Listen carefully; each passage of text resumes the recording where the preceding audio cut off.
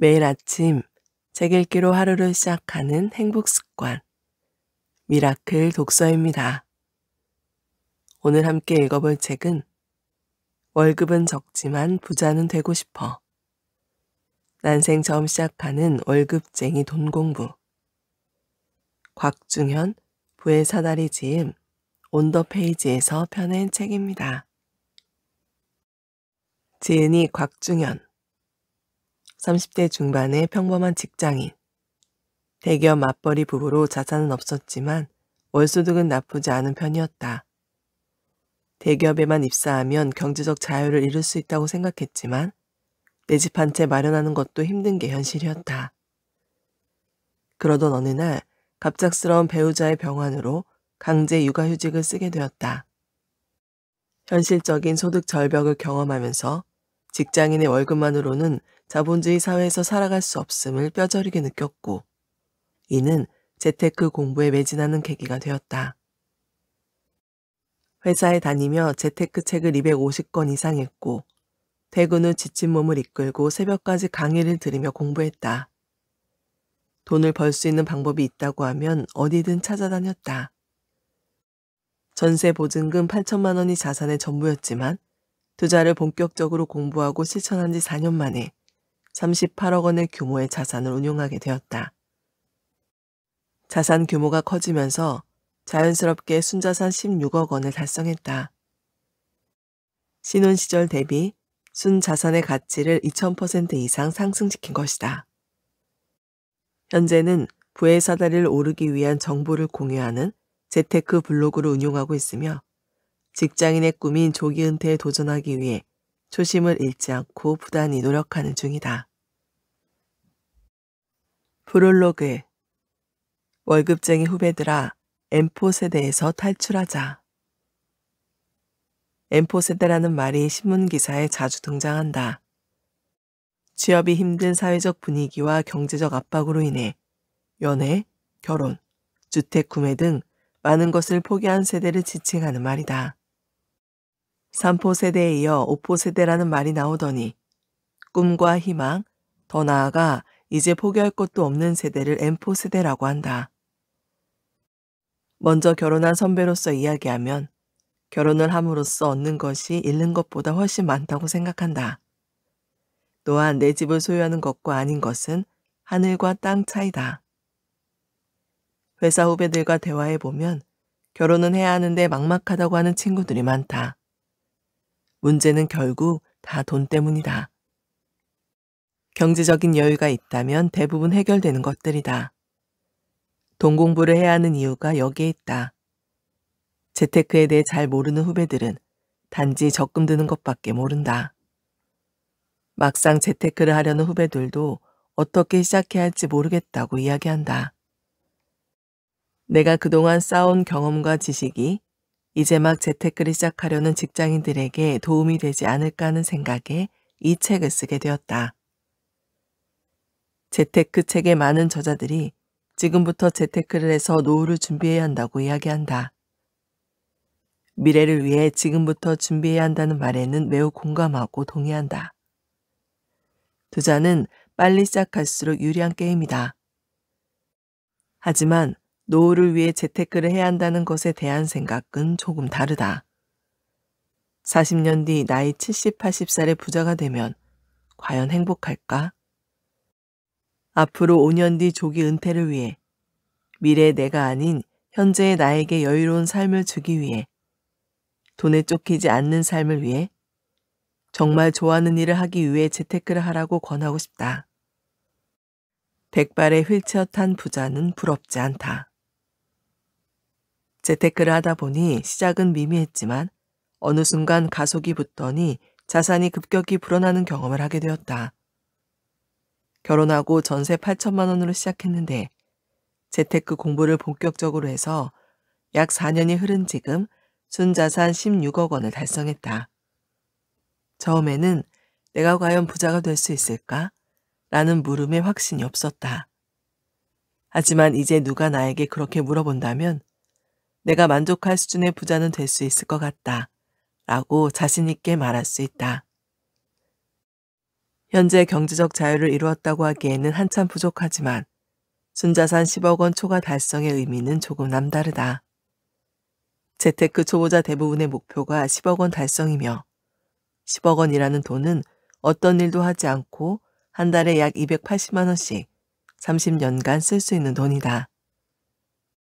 사실 현금이 10억 정도 있으면 60세부터 30년간 쓸 수 있으니 재테크 책에서 항상 이야기하는 그 노후 준비는 따로 안 해도 된다.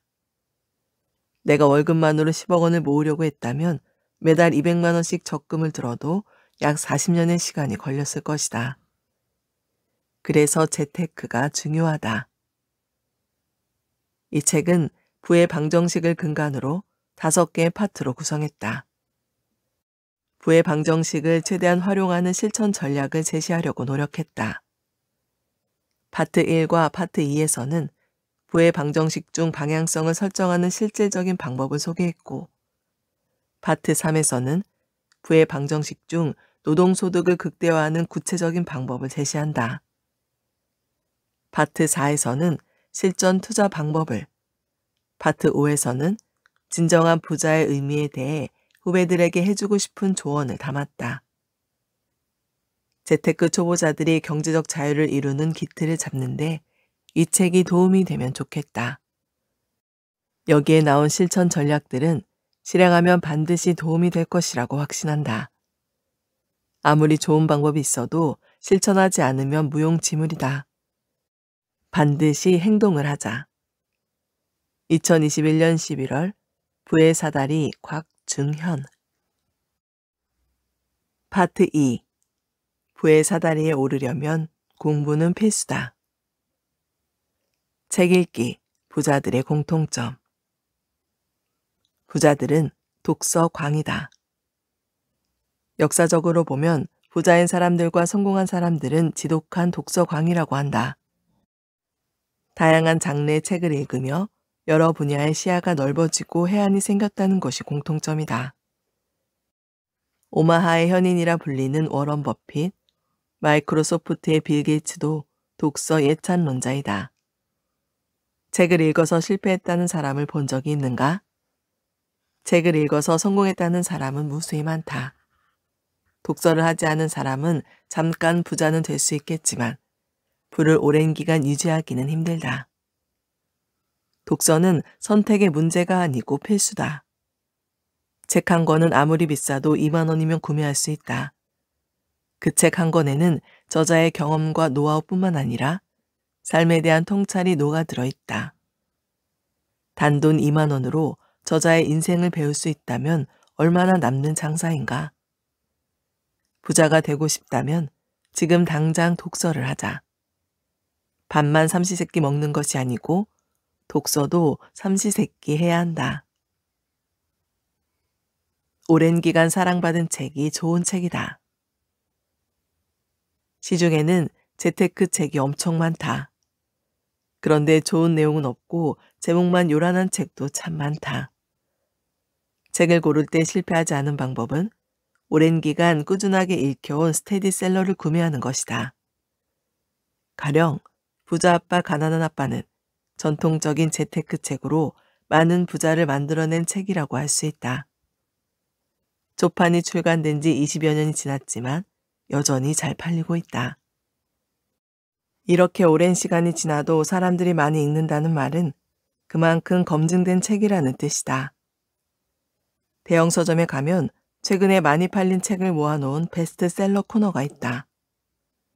베스트셀러라고 해서 읽었는데 생각보다 별로인 책도 꽤 많다. 결국은 오랫동안 검증된 책이 좋은 책이다. 실패할 확률을 줄이면서 그 분야의 스터디셀러 명작을 읽어야 한다. 6개월 동안 50권 읽기. 한 달에 한 권씩 1년에 12권 읽어놓고 열심히 공부했다고 착각하는 사람이 있다.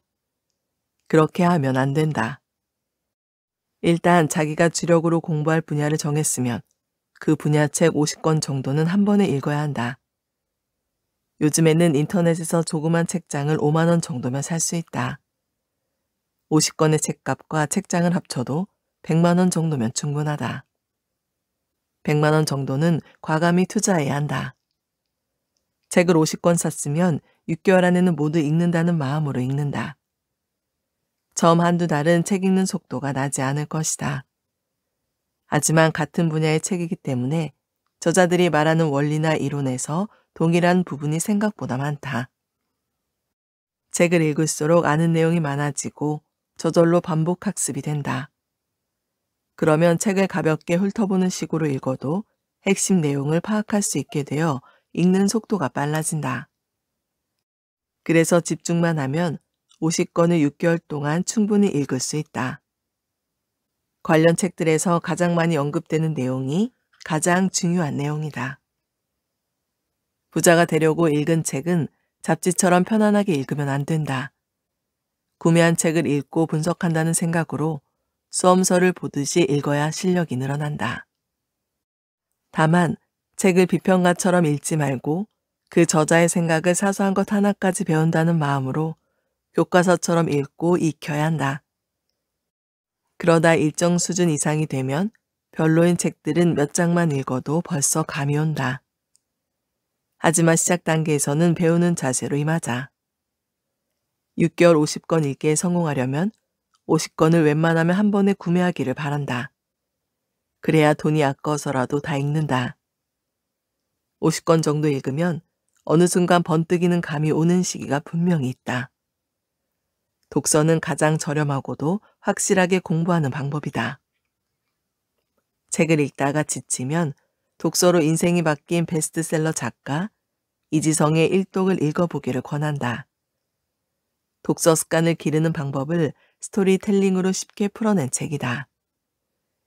책을 읽다가 지쳤을 때 다시 읽기 시작하는 데 동기부여가 될 것이다. 책을 모두 읽고 6개월 뒤에는 읽었던 책 중에서 좋았던 것을 중심으로 독서 리뷰를 해볼 것을 추천한다. 읽은 책을 요점 정리하는 것이다. 블로그를 개설해 독서 리뷰를 올려보자. 다른 사람들과 서로 정보 공유도 하며 읽은 책의 내용을 다시 한번 정리하는 시간이 될 것이다. 파트 4. 부의 사다리에 오르는 실전 투자. 본질을 알아야 투자에 성공한다. 투자 성향 파악하기. 투자는 개인의 성격에 영향을 많이 받는다. 손실 회피에 극도로 민감한 사람이 변동성이 큰 트레이딩 주식을 한다면 오르락 내리락 하는 차트 때문에 스트레스를 받아서 아무 일도 못할 것이다. 이런 성향을 바꿀 수 있을까? 사람의 성향은 잘 바뀌지 않는다. 그렇기에 개인마다 투자 방법이 달라야 한다. 자신의 성향과 위험 감수 정도에 따라 잘 맞는 투자법을 고민해야 한다. 내가 어떤 투자 성향인지 잘 모르겠으면 아래 3가지 유형별 투자 방법을 확인해보자. 자신의 색깔에 맞는 투자 방법을 선택하는 데 도움이 되었으면 한다. 1. 하이 리스크 하이 리턴 주식 투자. 주식에도 선물, 옵션이라는 파생 상품이 있다. 극단적인 하이 리스크 하이 리턴 상품이다. 초보자가 접근하기에는 매우 어려운 영역이니 절대 발을 담그지 않았으면 한다. 일반적으로 주식 투자를 하는 사람은 하이 리스크 하이 리턴을 추구하는 경향이 있다. 코스피 상장 기업 중 우량한 기업에만 적립식으로 매월 투자한다면 변동성이 조금 적을 수는 있다. 매월 우량 기업에 적금 묻듯이 투자하는 방법은 트레이딩 같은 단타 매매보다는 리스크가 적다고 할 수 있다. 하지만 내가 산 우량 기업이 미래에도 계속해서 성장할지 판단하기는 매우 어려운 영역이다. 예를 들어보자. 삼성전자가 과거보다 수백 배가 올랐고 현재 코스피 시장에서 가장 큰 시가총액을 차지하고 있다. 사람들은 이렇게 이야기한다. 10년 동안 삼성전자 주식을 사모았다면 나도 부자가 됐을 텐데 라고 말이다. 그런데 이건 삼성전자가 지금의 1등이라서 하는 말일 뿐 내가 산 기업이 10년 뒤에도 1등을 하고 있을지는 아무도 모른다. 그렇게 주식 투자는 하이 리스크 하이 리턴 투자가 되는 것이다. 리스크를 줄이기 위해 많은 기업에 분산 투자를 하면 원하는 안정성은 얻을 수 있지만 모든 기업의 주가가 좋을 수는 없으니 평균 수익률은 떨어진다. 하이 리스크, 하이 리턴을 추구하는 투자자에게는 권하지 않는 방식이다.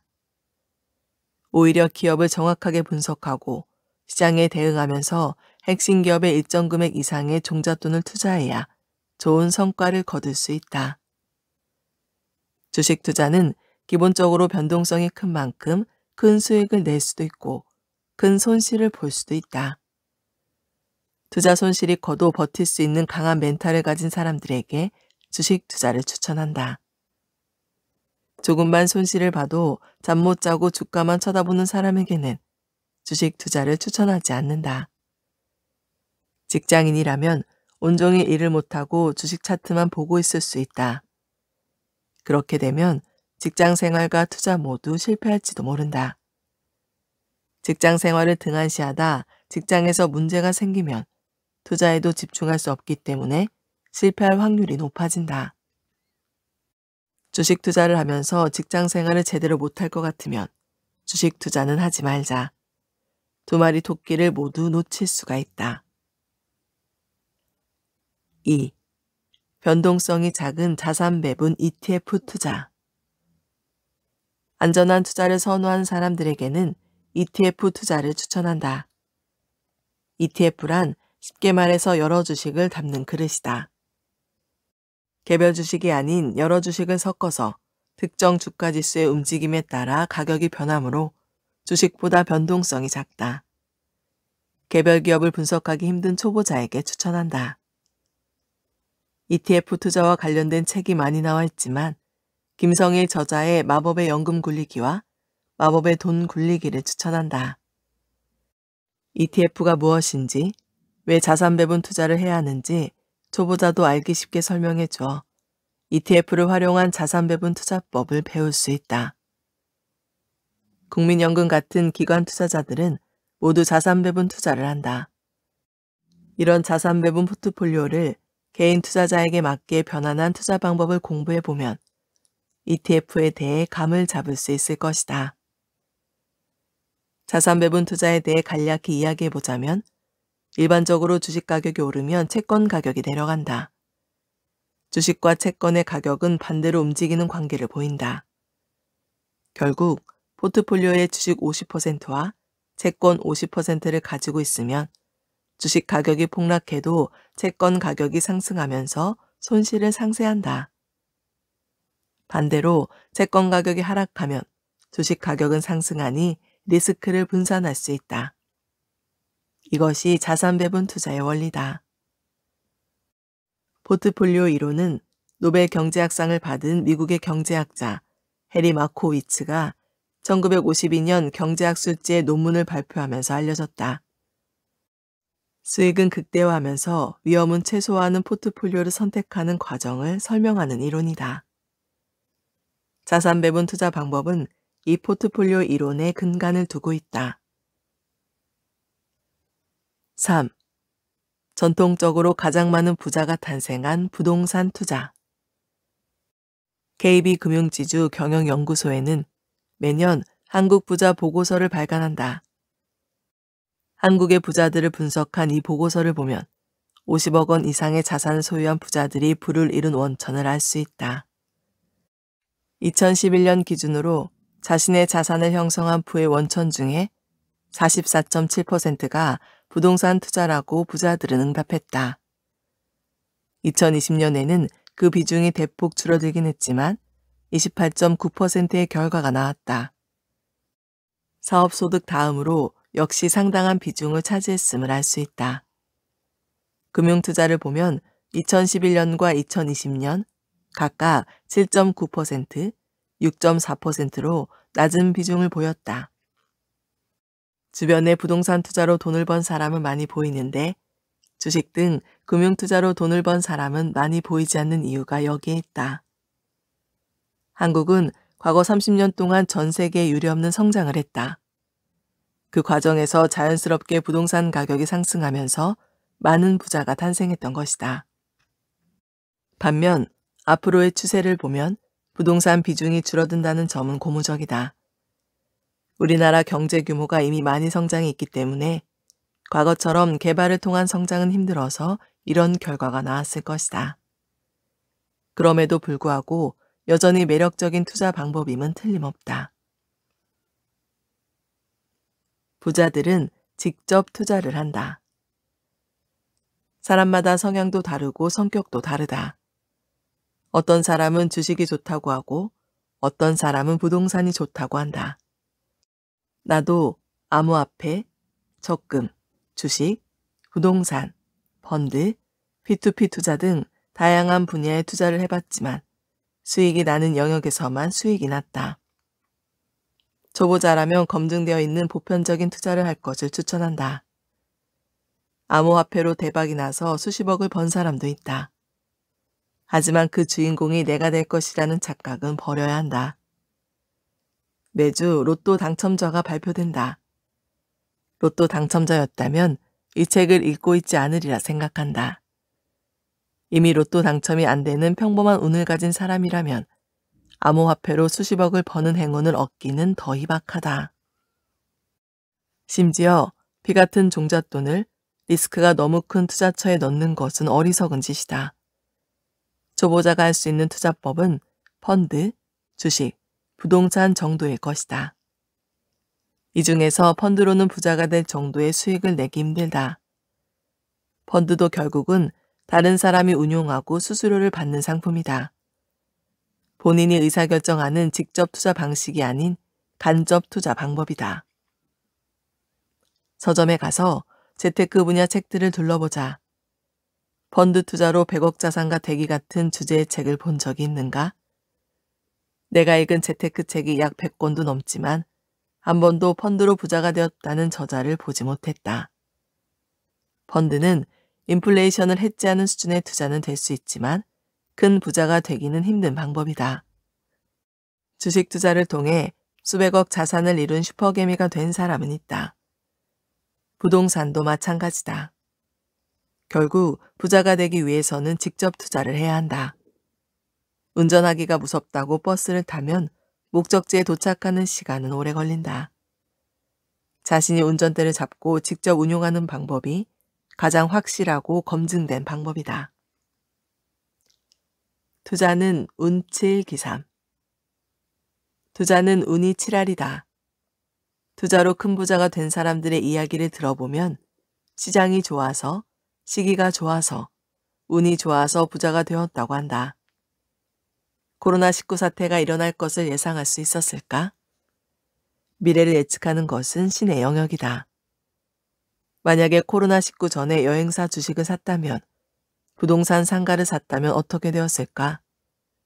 주가는 하락하고 상가는 공실이 나서 큰 손해를 입었을 것이다. 그 당시 주식을 사고 상가를 산 사람들은 투자하기 전에 철저히 분석했을 것이다. 하지만 운이 없어서 손실을 입은 것이다. 투자가 운의 영역이 더 크다는 사실을 받아들여야 한다. 투자는 근본적으로 불확실성에 기인한다. 투자를 할 때 이 사실을 알고 하는 것과 모르고 하는 것에는 큰 차이가 있다. 이러한 사실을 모르고 투자하는 대부분의 사람들은 노력과 성공이 비례한다고 생각한다. 열심히 했는데 성과가 안 나면 금방 지치고 투자 자체를 포기하게 된다. 하지만 이 사실을 알고 투자하는 사람은 이번에는 내가 운이 없어서 그랬구나. 다음번에는 나한테도 운이 찾아오겠지. 하고 포기하지 않고 노력한다. 투자의 성과는 운이 많이 좌우한다는 것을 꼭 기억하자. 그리고 나에게 운이 찾아올 때까지 기다리는 자세가 중요하다. 운이라는 것은 자신이 통제할 수 있는 영역이 아니다. 그럼에도 불구하고 왜 노력을 해야 할까? 투자는 확률 게임이다. 상대적으로 확률이 높은 것을 고르는 일이다. 이 세상의 누구도 내가 투자한 주가가 오를 것인지 내릴 것인지 알 수는 없다. 하지만 A라는 회사가 1분기에 영업 실적이 좋았고 신제품을 출시할 예정인데 고객들의 사전 반응이 좋다면 가격이 오를 확률이 높겠다고 생각해서 A 회사의 주식을 사는 것이다. 운이 작용하는 불확실성 영역을 제외하고 직접 파악할 수 있는 영역을 분석하고 예측해서 가장 확률이 높은 것을 선택하는 게 투자다. 이렇게 노력하고 실천하는 사람에게는 더 높은 확률로 운이 따른다. 자신이 통제할 수 있는 영역에서 노력하면 남들보다 좀 더 성공할 수 있다. 투자에서 성공하고 싶다면 운치의 기삼을 꼭 기억하자. 본진이 우선이다. 투자는 전쟁터에 나가는 일과 같다. 전쟁터에 나가서 싸우는데 나의 중심 본부인 본진이 무너지면 어떻게 될까? 야전에서 아무리 승리했어도 중심인 본진을 지키지 못했다면 전쟁에서 지는 것이다. 정말 중요한 것은 본진이다. 본진의 의미는 개인마다 다를 수 있지만 나에게 본진이란 나 자신, 가족, 직장이었다. 투자는 수단일 뿐이지 그 자체가 목적이 되어서는 안 된다. 돈을 많이 벌었어도 본진을 지키지 못했으면 그건 실패한 것이다. 무엇이 진짜 중요한지를 간과하면 안 된다. 배터리를 사용한 후에는 충전하는 시간이 필요하다. 방전될 때까지 사용하면 금방 교체해야 하는데 적절하게 충전해서 사용하면 오래 사용할 수 있다. 나 자신도 마찬가지다. 365일 내내 동일하게 에너지를 쏟으면 금방 방전되어 무슨 일이든 오래 지속하지 못한다. 일주일에 6일을 노력했다면 하루 정도는 넷플릭스에서 인기 드라마를 본다거나 취미생활을 하면서 충전을 해야 한다. 투자는 마라톤과도 같다. 단기간에 끝나지 않는다.